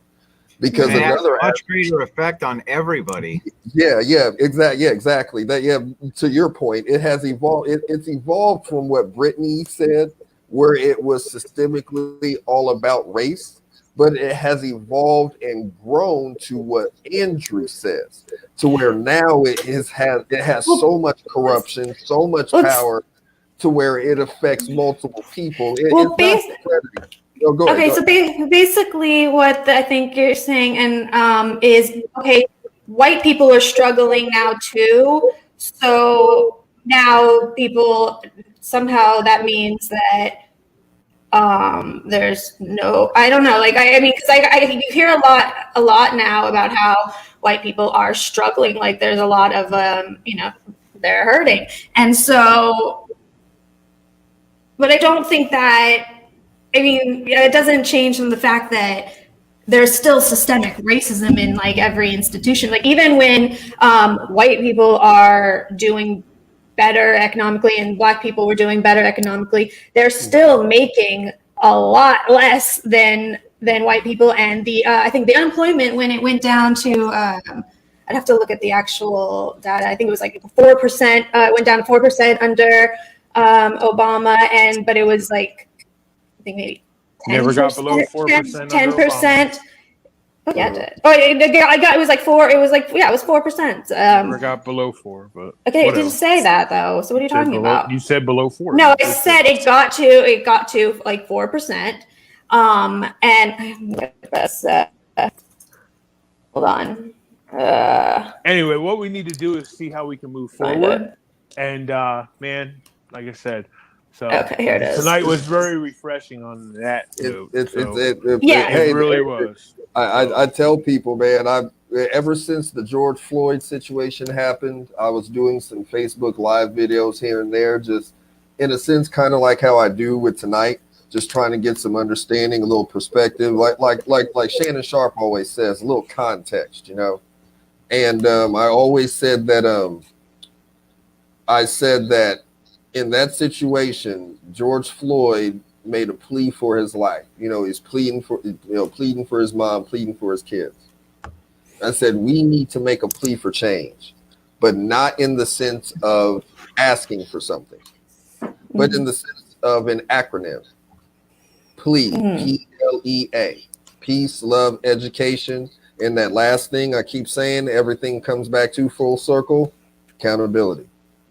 If we start using those 4 cornerstones to move forward, not only in every individual community, black communities, white America, every community in this country, if we start going with those 4 cornerstones, having conversations like what we just did tonight, and actually get an understanding and, like I said, be accountable for what we do and what we say, then that's how we're going to truly move forward and possibly get rid of that mindset. Because as long as that toxic mindset still exists, that's always going to be the issue, and that's always going to be the problem, because that mindset can filter into any demographic. You have people in the black community who can be just as bad when it comes to not technically racism, but prejudice and bigotry. Falls under that same umbrella and can be just as toxic. And none of those things are any more moral than another. Being a bigot's no more moral than being a racist. No. They all fall under that same umbrella. They're all, like my son has autism spectrum disorder, and that falls under that umbrella of like autism and Asperger's and stuff like that. So racism, bigotry, prejudice, indifferent tolerance, it all falls under that same bullshit umbrella. It's just different. It just changes. It just comes like a shapeshifter, and it just adapts to whatever form that it needs. If it has to discriminate on race, got it. If it has to be on your sexual preference, got it. Are you Republican or Democrat? Got you covered. Oh, what God do you pray to? Don't matter. Got you covered too. So, that like I said, that's all that it is. I probably have some stark differences with you when it comes to some issues, probably like transgenderism, let's take, for instance, would probably be a stark issue that you and I would have. But I think even there we could probably find common ground because we're having reasonable conversations. Oh, yeah, absolutely. Every individual, every person on this planet deserves to have a life of prosperity and happiness. I don't disagree. And the various decisions that we make, and you can put any controversial subject in there. You know what I'm saying? Gay marriage, transgender, issues across the board, whatever you want to put in there. Those human beings and those individuals have to live with the benefits or consequences of their decisions. Johnathan, at the end of the day, my judgment and my barometer on you is, how do you engage with me as a human being? How do you converse and how do you relate with me as a human being? That's my judge and barometer on who you are and how you are, regardless of anything else associated with you. Now, we could obviously get into multiple specifics when it comes into politics and policy, and that, like I said, that's a whole other gambit of stuff that, like you said, we may not agree, we may have stark disagreements on. But like I said, I still think we can come to the common understanding of everybody deserves to be treated with common courtesy and respect as a human being. And that should go across the board, regardless of who you are, where you're from, whatever decisions, that you make as far as, sexuality or otherwise. You know what I'm saying? So usually at this point in the panel, it looks like Justin ran off, but I don't want to mess the show up. I'm a guest like you are, but usually we try to take some questions from the audience. Would you be willing to do that for a little bit? Absolutely. Okay, Absolutely. All right, so yeah, I mean, if anybody has questions, I know there were some up. Let me scroll up because there were some questions going on. I think one of them, let me see if I can find them, where they started.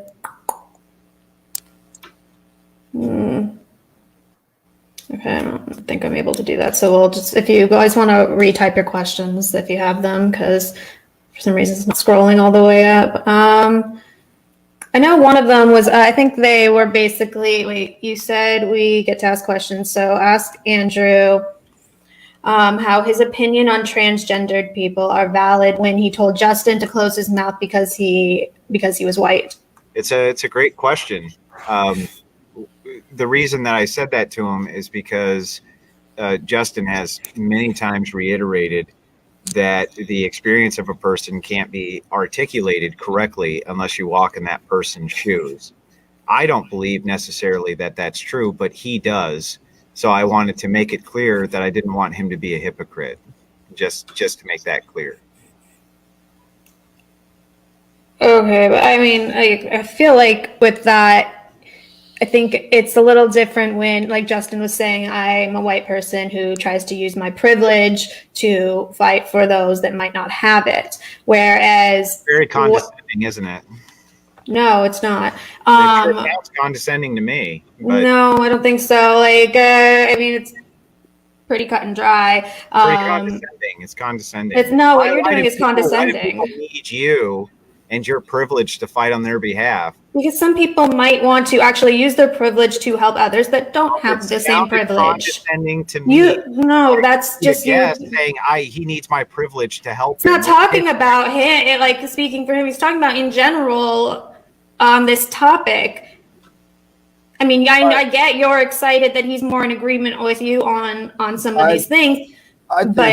He's not in agreement with me. That was the point. He's not in agreement with me on all these things. He's in agreement with me on. I said some of these things. Yeah. So and I'm not excited. Am I jumping for joy? I've been stoic and just sitting here listening. Mm-hmm. I think it's bringing both of them together. I mean, you can't. It's not going off of one thing or the other. You know, because you can, of course, use the numbers and the analytics, but obviously that's only going to tell, so much of the tale. And yes, Justin is right. You can't, truly relate to somebody, walking in their shoes. I wouldn't expect, either, you or Andrew, to be able to relate to any of the things and aspects, that I may talk about. I wouldn't expect you to relate similarly. Yeah, not only racially, but just from where you were from, your upbringing, your background, where you were raised, how you were raised, all of those things I would never be able to relate. Even if I was around you, I would to a certain extent, but not on a interpersonal level like that. And that's true with everybody, though. Yeah, right? I think it's bringing the best of both worlds. It's the thing is, it's the numbers may say one thing, but it's like I said, but I look at it as you can't use the numbers to be dismissive of it, but you can't use the numbers to say, oh, this absolutely justifies it. Yep. You have to incorporate both aspects of it.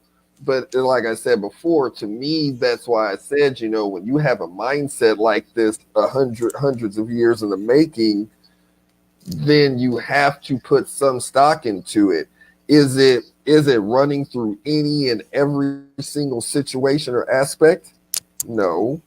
But like I said, that's not being a dismissive of saying that it does not exist entirely.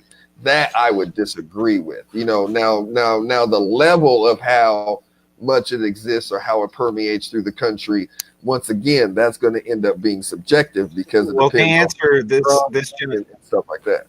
To answer this gentleman's question, he said, has Andy been treated any different for being white? According to this gentleman, yes, I have. Because he's just said that everybody's experience is totally different, and people are treated differently based on their skin color, regardless of what their skin color is. Those aren't my words. I think, but again, I think like as a country, the problem is we all lack empathy. Like, I don't know. So maybe we need to. Do you think storming off in the middle of a program while we're having a civil debate is empathetic? I sure don't. Okay, so now he would like to ask you the same question, Jonathan.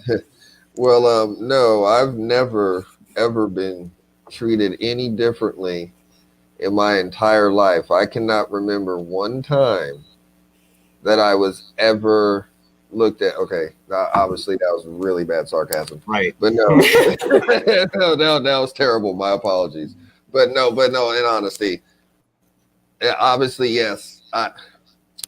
My little side story. My first experience with racism was in 8th grade. I had a girl in my science class that I went to school with, and we had a project that we were doing. She had missed I think she missed like 2 or 3 days of school. I think she was sick. She had the flu or something like that. And so then and now she had always told me her grandfather didn't like boys coming over to the house. Now, me and her weren't talking, or it wasn't nothing like that. We literally legit were just cool friends. Mm-hmm. And so I was like, you know what? I'm just going to go over there, take her these notes, just drop them off if he gets mad, whatever. That way she ain't that far behind. Didn't realize that it was black boys that he did not like coming to the house, because I ended up walking home after I just tried to take him a notebook and her some notes. I was pepper sprayed in the face and told to get my black ass off of his porch. Wow. So, and now granted, there's been people obviously probably went through a lot worse than me or anything else. But what I have learned now is that every culture, every race on this planet has a stereotype that it's been given by the world in general. Black community, Hispanics, Latinos, Asians, Middle Eastern, like I said, white America in general, whether you're, white and from the South or your country or anywhere else in between. Every race now has a stereotype given to it by the world. And our evolution as human beings is to evolve past that stereotype or conform to it. And obviously that goes off of our words and our actions and how we conduct ourselves. So even though I have been treated differently and have had different things come across my way, like I said earlier, it should be about, like I said before, how do you engage and relate with me as a human being? That should be my measuring stick of who you are and how you are. Yes, your upbringing, how you were raised, where you were raised, all of those things, your environment, all of those things are a factor and play a role in developing into who you are. Right. But at the end of the day, the bare bones judgment for me is when we're talking and having like with Andrew, when we're talking and having a conversation, how are we doing that? Right. So we have another question. It says, ask Johnathan if he feels Black Lives Matter espouses the message of Martin Luther King and that we should judge people by their character and not their color. Not the way that it should be, no. And it's like I said before, I feel that it's not justifying anything, but it's about getting understanding. So, like I said, with Black Lives Matter, you have multiple elements within that movement. Some of those elements true and genuine. Other parts and other elements of that movement, not so much. Whether it's people who have the intent of just going and tearing up shit, whether it's the people who have the intent of going and stealing shit, and we've all seen it, the different things that we still have questions about that we can't answer, like why there's random pallets of bricks on corners of streets, or why there are people sitting in cars handing out bricks to random people. Like, all of those elements are in play. Do you think that's coming from Black Lives Matter or more of either I don't know if it's even anti. I think there's a lot of bad actors that seem to go and I almost see them like where they're they're doing things to almost blame Black people for shit. Like, and I saw like these videos of it was like all white people like bashing windows and stuff, and this Black woman hysterically is like begging them to stop because they were going to be getting blamed for this stuff. So I don't know. I don't know. All the bad stuff we saw with those protests during the summer, what I noticed were most of them were white, and that they were it was all at night, and most of these people were wearing masks. So we heard stuff about like a white nationalist that was, caused those ones at right where he started some of that shit. Well, And we got the looting. And that's but there was looting. people breaking the windows. Yeah, there was looting. White people breaking the windows, and then we was running in, Mm-hmm. and it was funny, and it was set up. Those people that were handing out bricks in the car, they were two Democratic lawyers. So we can say that white supremacists did it too, but there was the left element too. Who cares? At this point, who cares who is behind it? There was people. I care. Well, you don't think your side does anything wrong, Brittany, so. But not you, Johnathan. There was absolutely. You're right. Those bricks. Somebody had to pay for those bricks to get there. I got exactly. That should be easy to figure out.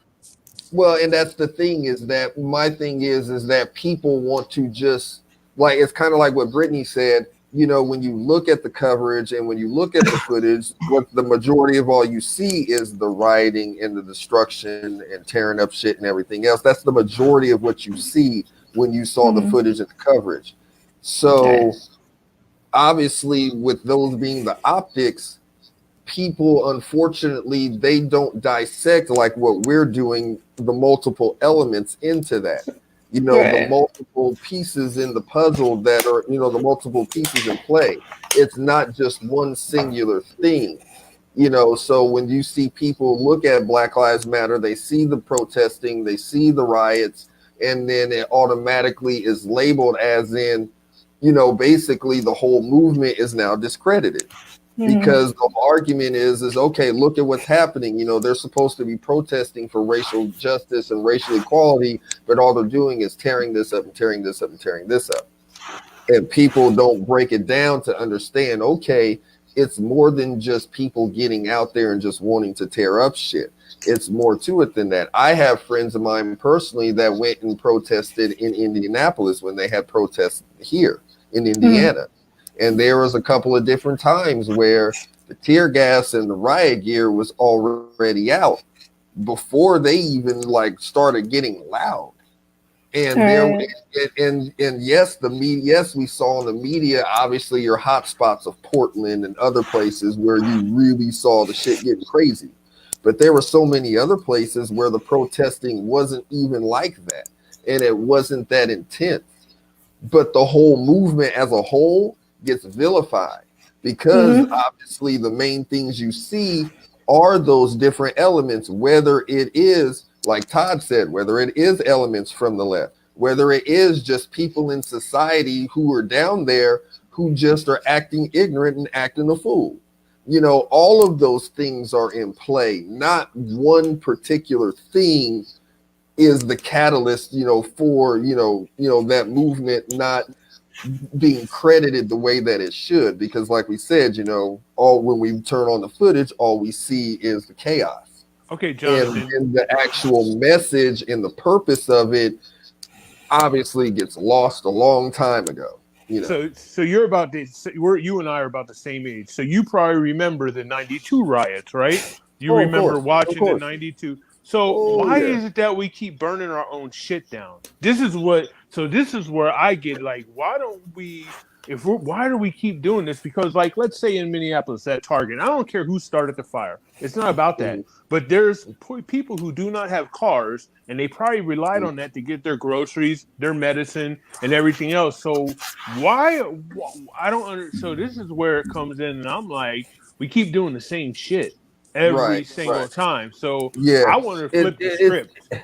And you know what I mean? I feel you. I agree with you on that. It's honestly, as far as the '92 riots goes, that was the ultimate slap in the face. Like, that was the ultimate. I mean, because if you think about it, that was the first time that something really got captured on actual video evidence of some really fuck shit going down. And that was LA. So that is, and this is where I get upset too, because most of Yeah. these problems that happen are in democratically ran cities. Okay, All Just like cities are Minneapolis. democratically run. Okay, you want to So- go over the Well- ones that are right, well- correct, and these things keep happening in these cities. Well, they are by nature, just because obviously your cities are more urban with the demographic as compared to rural. But even aside from that, political, classification, the main thing with that, with, like I said, with the 92 riots, was that was the ultimate slap in the face. Like, the whole entire, like with George Floyd, the whole entire country saw what happened, and for them to literally acquit him or quit them the way that they did, I mean, that was literally, to the black community, the justice system just throwing the middle finger up. And the thing is that made it so frustrating, and really is what, and this honestly to me ties into like what you just asked earlier, like why we keep tearing up shit. No, why do we keep tearing up our own shit? No. That's what I'm saying. We've peacefully done this for so long. Every time it gets to a fever pitch where we as a community say, fuck it, this is what happens. It's not right. It's obviously beyond counterproductive. It does nothing to really help us out in any way like that. But it is all of the frustration, all of the everything that's boiled up to a point. And like I said, it's not saying that it's right and it's not justifying it, but just human nature. It's oh no, Duriel, Kali, I wasn't saying George Floyd's killers were acquitted. I'm not saying that. We're talking about Rodney King's killers being acquitted. But it's the fact that you have all of that boiled up, like even with with what's going on now, like with the George Floyd situation and everything else. When Kaepernick took a knee, he got all kinds of shit for it. When LeBron and them wore t-shirts and everything else, got all kinds of shit for it. But now when the shit hits the fan, well, why don't you peacefully protest? Why are you tearing up shit? Well, for how many decades have we peacefully protested? For how many decades have we done it the quote unquote right way? And it was always never right. It was always thrown in our face. It was never good enough. Well, what about 68? I mean, we started burning shit in 68, bro. Watch. Exactly. And look at why.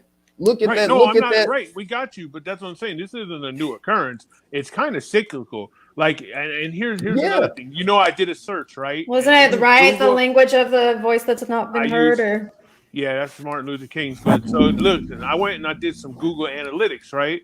Do you know in 2016 there's a huge spike in BLMs because we had Freddie Gray? So isn't it funny that around every 4 years this shit happens? That's where and I'm not trying to be a conspiracy theorist. I'm just telling you can look up Google Analytics and BLM, because BLM was started because of Zimmerman, wasn't started because of other shit.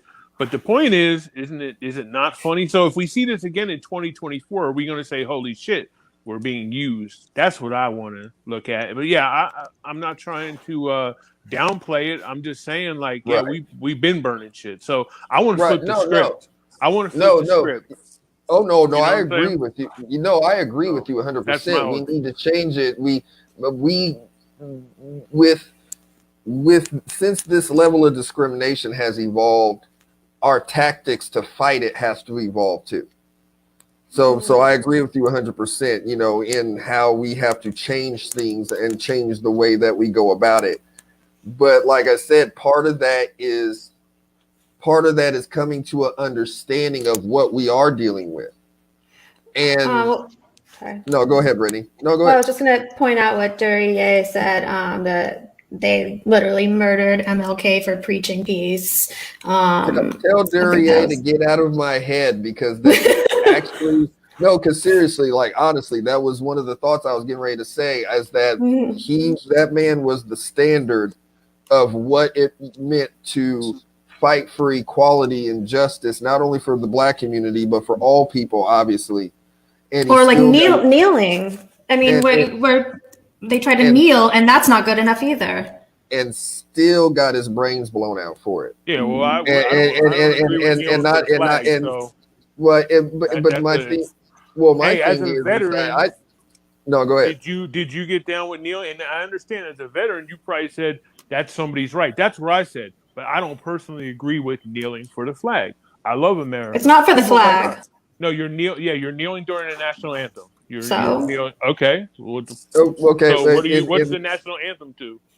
I mean, but they've repeatedely said it's not for the flag or the military. Johnathan, so thank you, Johnathan. So as a veteran, what was your stance on that? Were you okay with it? My stance was that number one, it was like I say, get context of the situation. So personally, do I felt he could have done something different? Possibly. Like you said earlier, it was his right and his freedom to do that, obviously. So my thing is to get context behind everything, because that's the thing. It's okay. He said why he was doing it and whatnot. So, you got to peel back the layers of that onion with a lot of things. And the thing is this, when you look at the backstory, people don't understand that the man who actually gave him the idea to do that was not only a former NFL player, but was a special forces veteran. I know exactly where it came from. Absolutely. So, he said that because he was sitting down and he told him to kneel instead. I'm asking you, what was your stance? Again, and it's an individual stance. You know what I mean? My personal opinion is that I didn't have a problem with it only because of the reasoning of why he was doing it. There you go. He was doing it in a peaceful way that was trying to bring attention to something. And the thing and the purpose of a protest is to make things uncomfortable. The whole idea and purpose behind a protest in any aspect, whether it's political or whatever, the purpose of a protest is to make the situation uncomfortable, to bring light to it, so that way it can be talked about or be addressed. Right. So, yeah, I had. There's a good friend of mine who her father is, high up in the army. He actually has hardware in the army, and she even said that she didn't agree with it, or didn't agree with him doing it, the action of him taking the knee, but she understood why he did it. And she didn't really know if there's anything else that he could have done, as far as, his protesting to make that level of a statement. And my thing is that President Obama actually said it eloquently, because he made a statement about it when it was happening. And it's both sides of getting an understanding, because on one side you have the veterans, or you have families who have those who made the ultimate sacrifice. And they are going to feel some type of way when you have athletes and others kneeling for the flag, the same flag that these men and women, my fellow brothers and sisters, obviously gave their lives for. But so many black men and women have also given their lives fighting for social justice. And that's the thing. It's understanding that other aspect of like what Kaepernick was talking about. It's understanding, and bringing to light the true essence of getting racial justice in this country. Because like I said before, not every situation is like that. Where you have a cop killing an unarmed black man or woman, but we have plenty of evidence to show us that there is something amiss. Can we agree on one thing? 100% agree on one thing? That the most important thing to all these conversations is honesty. Okay. Pure honesty. And all I've heard come out of your mouth so far is nothing but honesty. No cloak, no dagger, no nonsense, pure honesty. And that's a highly respectable quality, sir. Oh no, that's the way it should be. And unless we have that honesty and that accountability, it's like I said, my guy, all comes full circle back to that accountability. You know, being responsible for our words and what we say and what we do. And that's the way it should be across the board for every walk of life. Nobody is exempt, nobody is excluded. And you know, like I said, if I'm my guy, then you're my dude, right? We're gonna do it that way. Right on. So you know, yeah. Just finishing up what Todd was saying, I personally didn't have a problem with it because as a vet, that's a part of the freedoms that we signed up for. You know, those are part of the freedoms that we all fought for, and regardless, and like I said, agreeing it or liking it, that's one thing. Not everybody's gonna like it. Not everybody's gonna agree with it. Like I said, a protest is made to make the situation be uncomfortable. But my issue is that unless you are willing to do your research and get the understanding and knowledge and backstory, don't demonize it just because you think it is disrespecting veterans. That is your opinion. That's not a fact, because there are just as many veterans who have no problem with it that, you know, or with as compared to the ones who do have an issue with it. And it's like I said, hell, like me and Todd were saying, the man who gave him the idea in the first place was an Army Green Beret Special Forces veteran. So it's disrespecting veterans how? That's why I tell people is it's disrespecting veterans how, you know. So but everybody will have their opinion on it and stuff, and it's just get like it's like me and Andrew, like we've done all night, understanding and context. That's what it should always be about, man. Right. Well, like Jerry said, bottom line, Cap chose to peacefully protest, and here you are still criticizing it, just like you criticize burning our things. Then you say we need to find a new way to protest.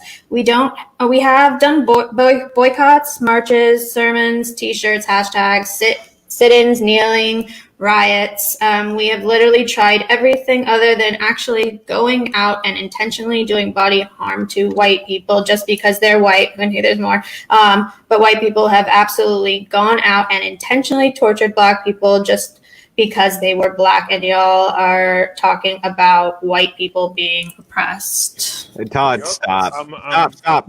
Listen.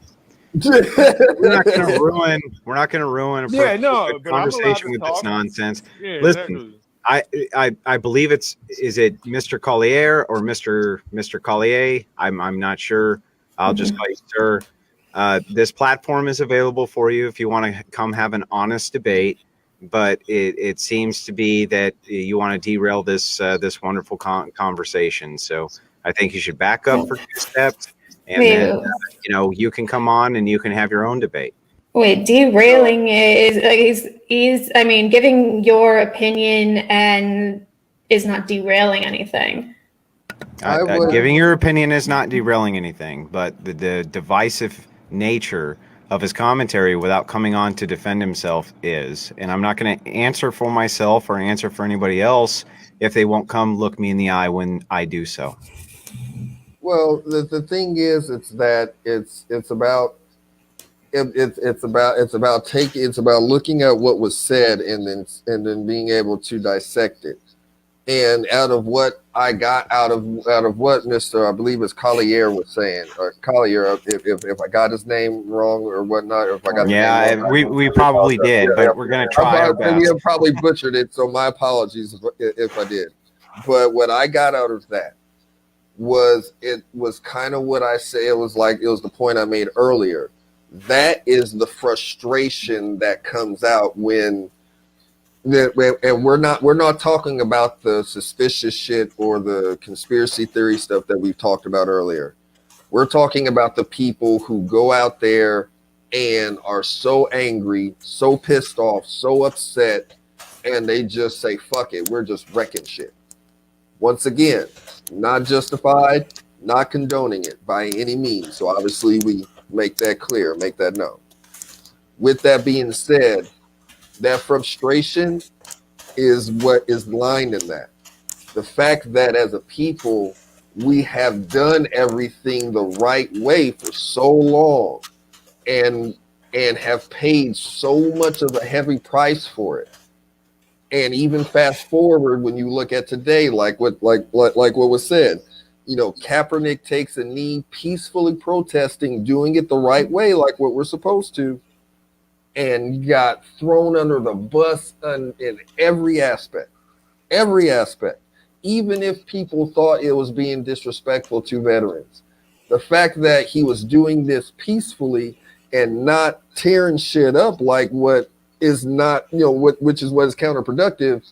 The fact that him and so many others got ridiculed, shut up and dribble, all that different shit that was thrown their way. But when Drew Brees goes and says that he had a problem with it, now all of a sudden, he has an opinion. He should be free to speak his mind. That's not how that went, though. But my problem with LeBron is Drew Brees, right? You remember he came out. I know that's not what he said. Yeah, I know that. I know that's not the word he said. Yeah. My problem with LeBron was when he bowed to China, and if you think that America is worse than China, then we have that. That's not open to interpretation, considering what's going on with the Uyghurs, right? I mean. So pales in comparison. But as far no, it's not even a comparison because as far as that goes, that's like what I said earlier in the debate. These other countries embrace more of their skeletons in their closet than we do here in the U.S. China now they may not flat out just come out with an admission. Yeah, we are guilty for doing this and doing this and doing this. No, they're not going to come out, and no country is going to come out and do that. But when you look at their history and when you go back and look through their lineage and whatnot, they're more embracing of the shit and the trials and tribulations that they have had in their respective cultures. As compared to 50 million people, bro. Huh? Mao killed 50 million people, maybe 60 million. It's true, he did. He killed an astronomical amount. But you see what I'm saying? But that's what I'm saying. I'm not debating the legitimacy or the I'm not debating the level of atrocity of what their culture and what their history has shown. I'm not debating that at all. What you're saying is absolutely correct. What I'm saying is that the way China as a nation embraces their skeletons of their culture, we don't do that here in America. Because when it comes to us in America, when we bring up the skeletons of our country, of our nation's history, there's always or there's always something to shove it to the side and dismiss it. Or, you don't love this country, you're not patriotic. All of those things always come up into play when we start getting to the brutal, honest conversation of the essence and the foundation of America. Well, I don't think that happened tonight, and we did 2.5 hours, so I think we all communicated very fine. With us, no, but I'm just talking overall temperature of the country as a whole. You know what I'm saying? We are the exceptions to the rule. Correct. We actually talking like grown adults. And like Rachie said, when are we going to stop letting the elites divide us? Because we can all get together and we can all play nice and we can solve things. But when I think a lot of it is the divide and conquer tactics that they are playing with us. They really are. So anyway, but it's always refreshing, man. I think, are we wrapping it up, Brittany? Yeah, we're gonna wrap this up. I know that. Okay, wait, just really quick. Johnathan. Really quick. So I know that there are people in the audience that wanted to get in on this topic. We have made a thing for debate nights that we, as much as I know people want to do that, to not bring on unscheduled guests, because just too many times it's kind of derailed things. We've had issues, and we can't just do it one night, even if we want it, and not do it for another night. So we're just got to remain consistent on that.